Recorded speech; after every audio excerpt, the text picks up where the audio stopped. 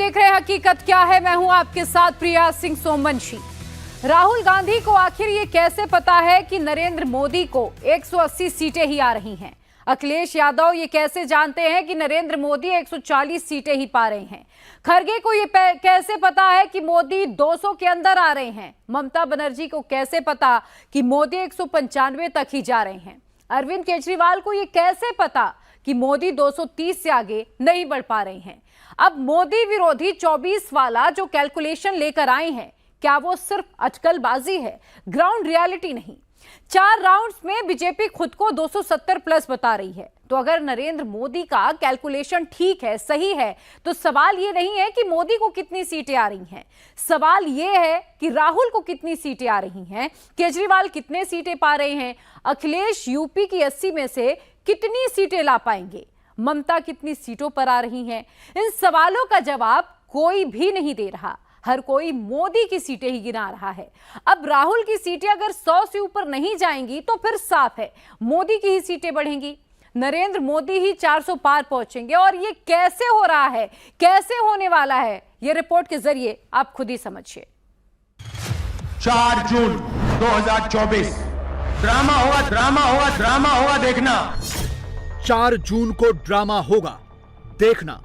Rahul on camera किस ड्रामे का जिक्र कर रहे हैं, क्या हिंट दे रहे हैं? राहुल की पार्टी अपने यूट्यूब अकाउंट पर यह क्यों लिख रही है कि 4 जून के बाद हंगामा होगा? कांग्रेस कौन सा डेंजरस प्लान एक्टिवेट कर चुकी है? देखना, देश आपके साथ, कांग्रेस पार्टी आपके साथ क्या करती है, कांग्रेस पार्टी आपके साथ क्या करती है, क्या करती है, क्या करती है, क्या करती है। देखना, कांग्रेस पार्टी आपके साथ क्या करती है। यह कहकर राहुल किसको धमकी दे रहे हैं? 4 जून के बाद राहुल ऐसा क्या करने वाले हैं? कांग्रेस अध्यक्ष कौन सी शर्त लगा रहे हैं? मोदी पर क्या बता रहे हैं? बीजेपी की कितनी सीटें गिना रहे हैं? मैं शर्त लगाता हूं, शर्त लगाता हूं, शर्त लगाता हूं, शर्त लगाता हूं। अखिलेश किसके रथ को धंसा हुआ बता रहे हैं? काउंटडाउन और माउंटेन डाउन, 4 जून वाली ये तुकबंदी किसके लिए सुना रहे हैं?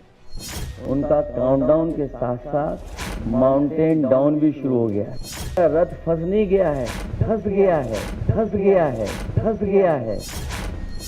कांग्रेस वाले, समाजवादी पार्टी वाले, इंडी अलायंस वाले अपनी कौन सी स्ट्रेटेजी छुपा रहे हैं? 4 जून वाली कौन सी खिचड़ी पका रहे हैं? हम अपनी कोई स्ट्रेटेजी आपको नहीं बताएंगे, नहीं बताएंगे, नहीं बताएंगे, नहीं बताएंगे।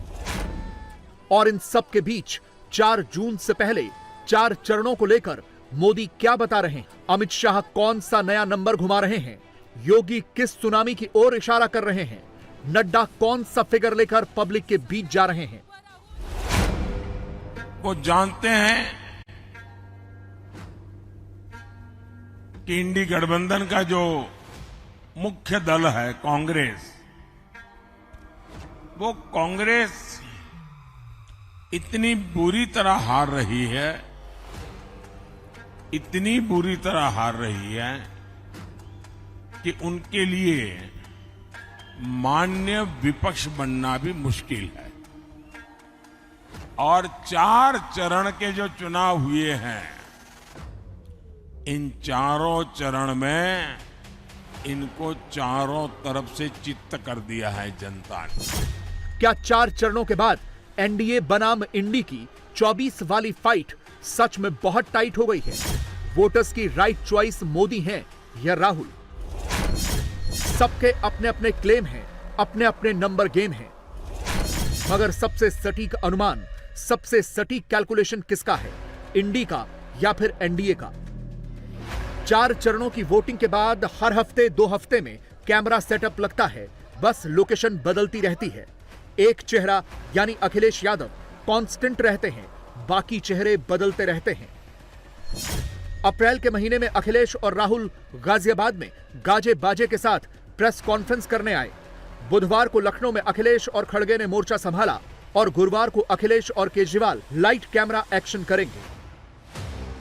इंडी अलायंस के सारे चेहरे, सारी पार्टियां इन दिनों एक ही चीज पर फोकस्ड हैं, और वो ये कि 4 जून को मोदी को कितनी सीटें आएंगी। कोई खुलकर अपनी सीटें नहीं बता रहा। हर कोई मोदी की ही सीटें गिना रहा है।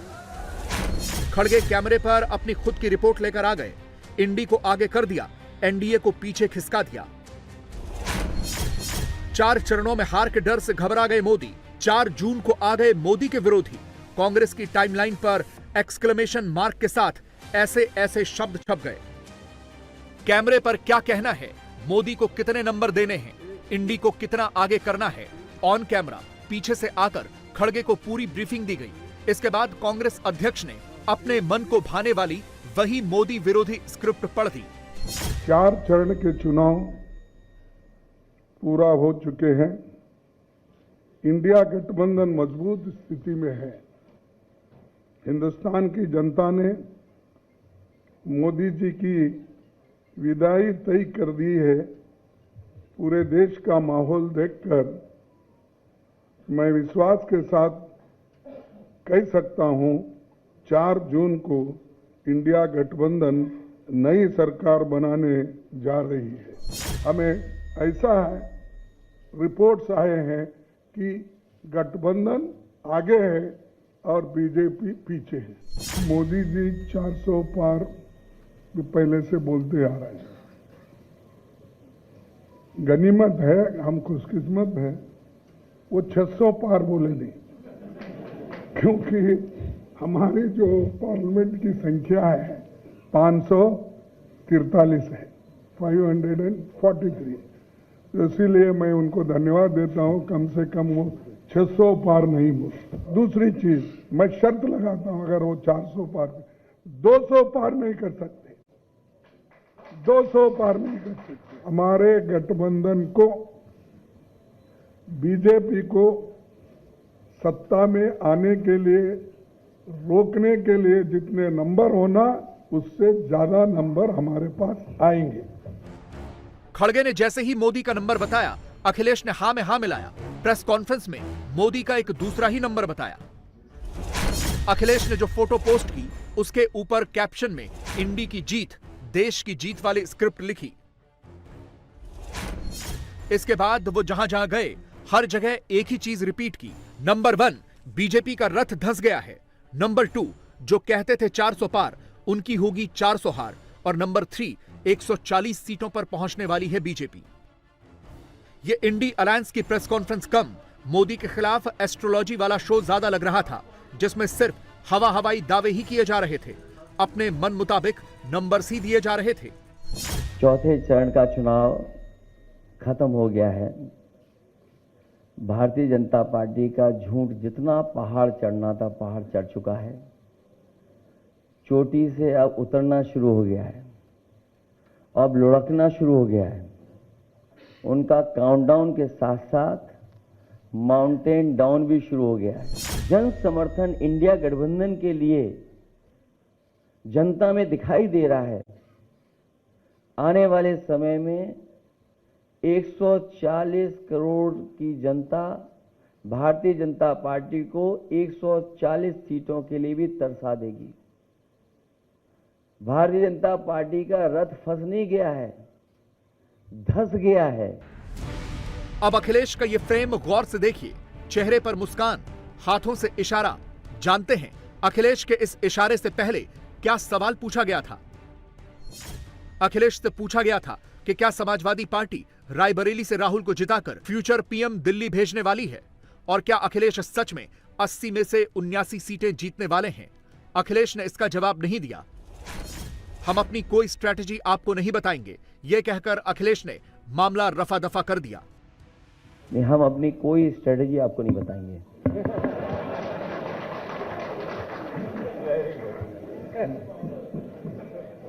मैं किस बूथ पे बीजेपी हारी हम क्यों बता दें इनको? अखिलेश अपनी स्ट्रैटेजी नहीं बता रहे, अपनी एग्जैक्ट सीटें नहीं गिना रहे। खड़गे कैमरे पर सिर्फ बढ़त दिखा रहे हैं, कांग्रेस की सीटें वो भी नहीं बता रहे। मगर कांग्रेस की सोशल मीडिया वाली टीम यूट्यूब पर अपना सर्वे जरूर घुमा रही है। 4 जून से पहले ही राहुल को विनर बता रही है, हालांकि नंबर्स यहां भी नहीं है। क्रोनोलॉजी समझिए, राहुल ने मोदी को 150 से 180 सीटें दी, अपना नंबर नहीं बताया। अखिलेश ने बीजेपी को 140 सीटें दी, अपना नंबर नहीं बताया।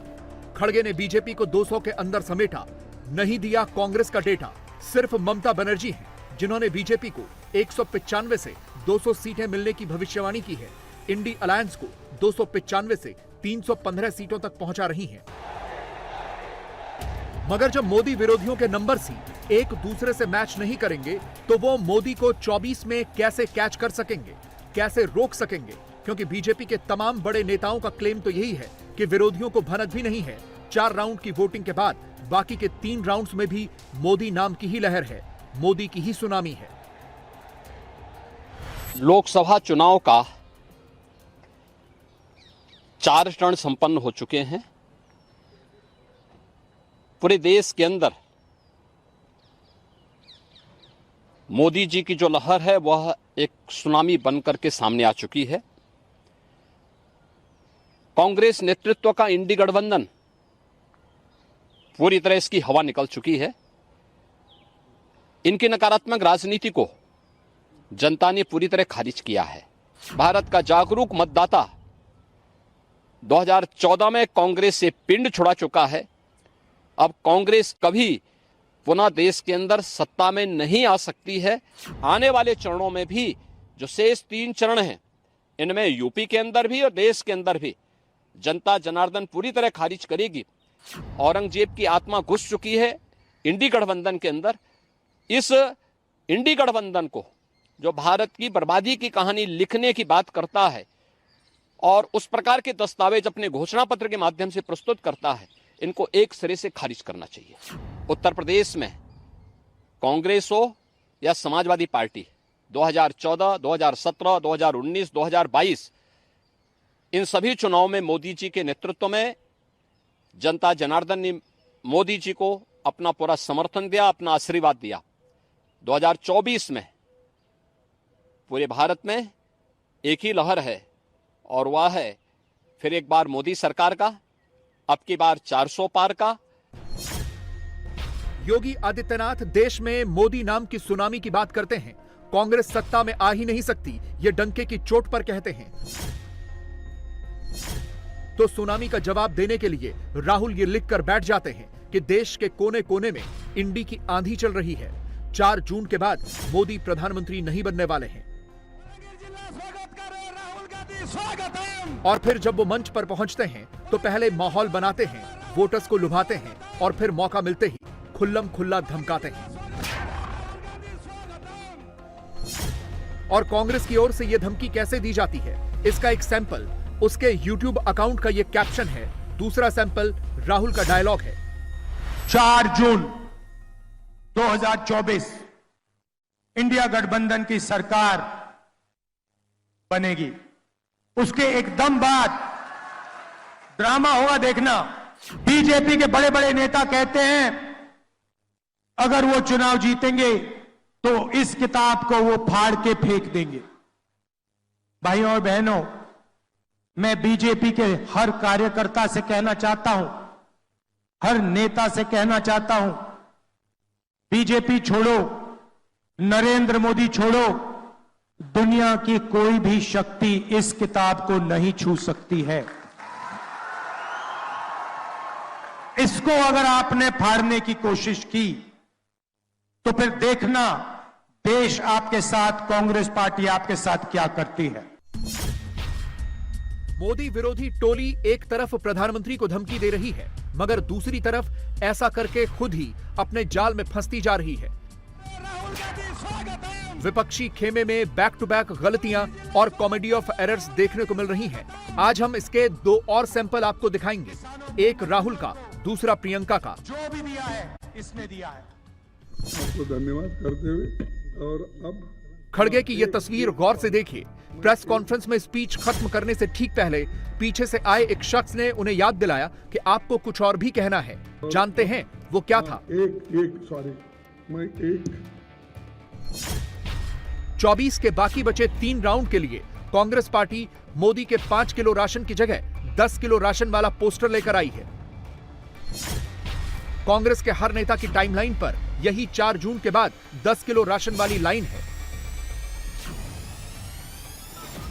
मगर जो बात खड़गे कहते हैं, प्रियंका तो कम से कम उनसे इत्तेफाक नहीं रखती। खड़गे कहते हैं गठबंधन की सरकार आई तो हम 10 किलो मुफ्त राशन देंगे, जबकि प्रियंका कहती हैं कि क्या मुफ्त राशन से आपके बच्चों का भविष्य बनेगा? मैं आपको कहूंगा कि यहाँ पर 5 केजी चावल की बहुत चल रही है। मैंने 80 करोड़ लोगों को मुफ्त खाना दिया, 5 केजी देके। अरे भाई, फूड सिक्योरिटी एक्ट तो हमने लाया, कोई भी उस एक्ट के तहत कोर्ट जा सकता है अगर स्टॉप करे। तुमने तो कुछ भी नहीं किया, लेकिन मैं इतने 80 करोड़ लोगों को खाना, आप 5 किलो दे रहे हैं ना, हम गठबंधन की सरकार अगर आएगी हम 10 केजी देंगे, 10 केजी। जब आपको कुछ देने की बात करते हैं तो क्या बात करते हैं? लो 5 किलो राशन, है कि नहीं? 5 किलो राशन ठीक है, अच्छा है, ले लो, लेकिन इससे क्या आपका नौजवान बच्चा अपना भविष्य बना पाएगा? मेरे भाई खड़े हो, अगर मैं तुम्हें बोलूं ये लो रोजगार और ये लो 5 किलो बोरा राशन, कौन सा लोगे? कौन सा लोगे? क्यों? क्योंकि रोजगार तुम्हें आत्मनिर्भर बनाएगा, रोजगार तुम्हें शक्ति देगा। और 5 किलो राशन क्या देगा? बताओ क्या देगा? जब वो 5 किलो राशन खत्म होगा, फिर से तुमको किसके पास जाना पड़ेगा? फिर से मांगना पड़ेगा सरकार से, फिर से सरकार तुम्हें निर्भर बनाएगी। उस 5 किलो राशन पर निर्भर बनाने का प्लान है इनका। और इसी के बल पर, एक धर्म के नाम पर, दूसरा 5 किलो राशन के बल पर ये बार बार आपसे वोट मांग रहे हैं। जागरूक बन जाओ, जाग जाओ। सुन लिया आपने, एक तरफ खड़गे 10 किलो राशन वाला कार्ड खेलते हैं, दूसरी तरफ प्रियंका मुफ्त राशन को ही वोट वाले प्लान से जोड़ती हैं। यानी कांग्रेस के भीतर ही इस स्कीम को लेकर जबरदस्त कंफ्यूजन है। इस कंफ्यूजन के बीच प्रियंका रायबरेली में डेरा डाले बैठी हैं, राहुल के लिए बैटिंग कर रही हैं।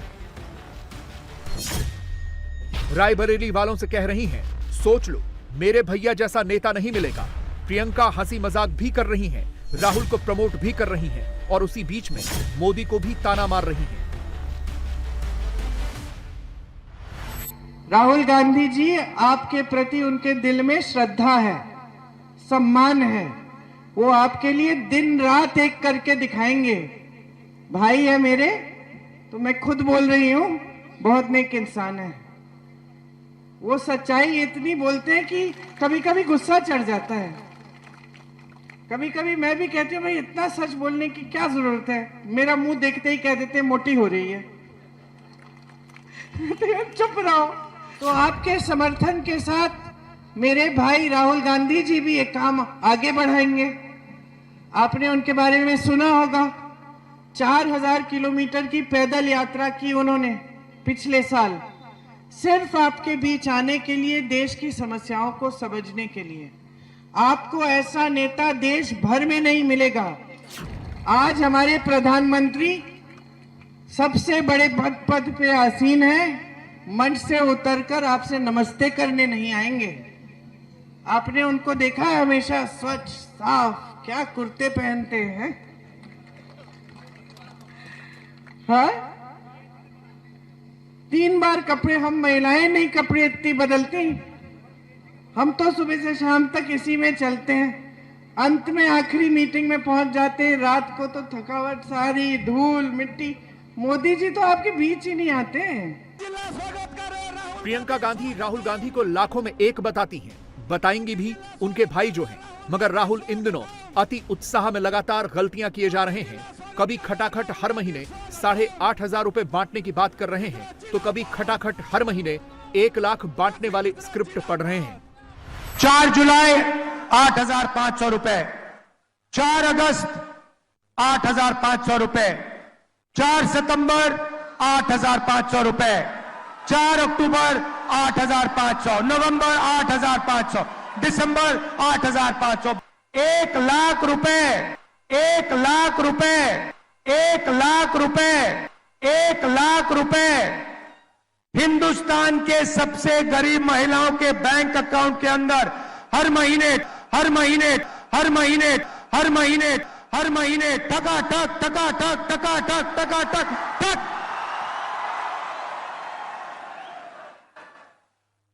इसको कहते हैं विकास। कांग्रेस 24 को लेकर कितनी सीरियस है, यह इस पोस्ट से क्लियर है। खड़गे कहते हैं गांधी परिवार सत्ता के लिए नहीं लड़ रहा। शायद यह सच भी है, क्योंकि राहुल की पार्टी तो इस वक्त रायबरेली के रॉकस्टार बार्बर वाला वीडियो ही ट्रेंड करा रही है। रायबरेली में एक बार्बर शॉप में राहुल की ट्रिमिंग वाला यह वीडियो ही घुमा रही है। कैमरे के साथ अलग अलग एंगल से वीडियो रिकॉर्डिंग ही करवा रही है। और इस तरह के वीडियो गेम की बदौलत कांग्रेस 4 जून को सत्ता में आना चाह रही है।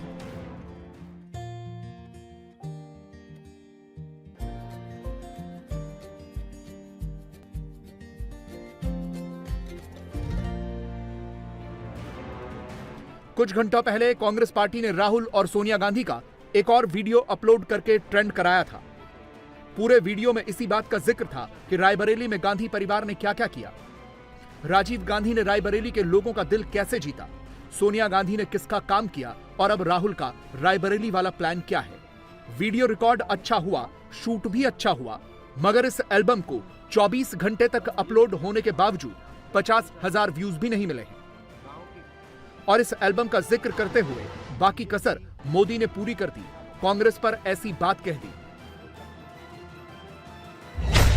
मैं कांग्रेस को चुनौती देता हूं, अगर हिम्मत है कांग्रेस में तो मेरी इस बात का देश को जरा जवाब दें। नहीं देंगे वो। इनकी तो हालत ऐसी है। मुझे बताइए, आपके घर में आपको कभी आपके माता पिता, अगर आपने दादा उन सबको देखा हो तो उनको याद करने के लिए क्या आपको एल्बम खोलना पड़ता है क्या?